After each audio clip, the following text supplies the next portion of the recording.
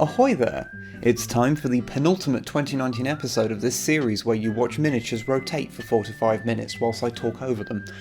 It is a little terrifying how quickly that year has gone by, isn't it?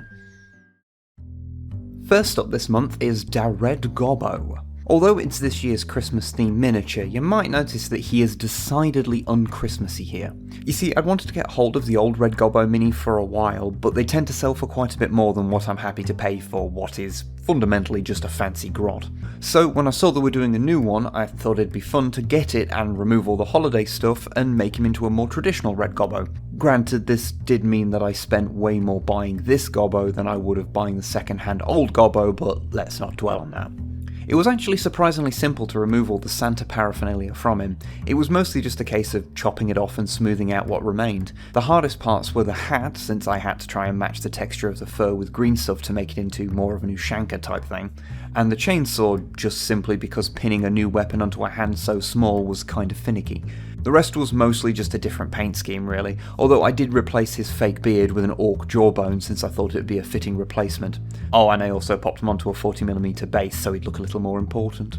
I spent a ton of time painting and converting this guy because A, it was a fun little project, and B, he's going to be entered into a competition at my local games workshop. I won the last and only other painting competition that I entered there a while ago with my Rogue Trader style Space Shark, so I wanted to push myself to do as well as possible. I've got an image to maintain after all. That's why there's a few bits on here that are really just me challenging myself to see if I could, like the checks and stripes on the gun or the little Daka glyph that's on the sack of grenades.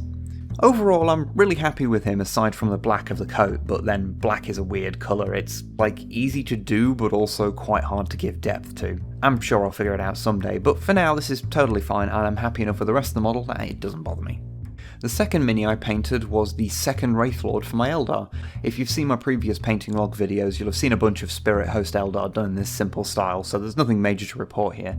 It is once again magnetised, although this one goes a step further than the previous one and has its hand magnetised as well, so I can swap out the sword for a fist if I want to, as well as making the whole thing easier to transport. Like my Red Gobbo, it was also painted for a specific reason. This one will be used in my army for the Purge the Pit campaign at Warhammer World on the 7th of December, which I am only mildly terrified of. I've only ever entered one other thing like this before, and that was back in 5th edition, and it didn't go well for me, so wish me luck. Also, finishing this Wraithlord means that I've actually finished the entirety of that Apocalypse box that I bought, which is pretty cool. I'd do the party popper gag thing again, but Snipe is sleeping in the next room, and I don't think she'd be very pleased with me if I did that. But yeah, only 2 minis actually finished this month, but the first one did take about as much time to paint as I'd normally spend on multiple minis, so it's not so bad. I also spent a fair bit of this month assembling and magnetising some vehicles I received as early Christmas presents. Big thanks to Patrick and Longfang, by the way. Also, there's the thorny issue of my totals. So I've been counting my models painted against my models bought, and officially I'm now up to 56 models painted against 47 models bought in 2019.